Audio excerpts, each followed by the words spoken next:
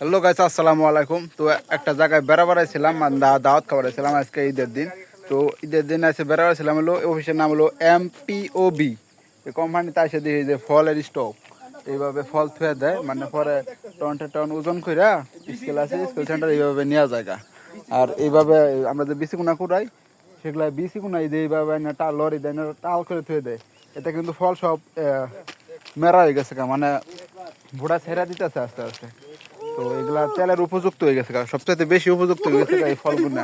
তো আমরা বেড়াবার এসে আসছিলাম, তো সেই বিধায় এগুলো দেখলাম আর আপনাদেরও দেখাইলাম। যদি এরকম কোনো ফলের থাকে, তাহলে এটা আর কিছুদিন থাকবো, তারপরে এরকম বুসু হয়ে যাবো, টান বুসু, মানে সহজে বিচি ছেড়ে দিব।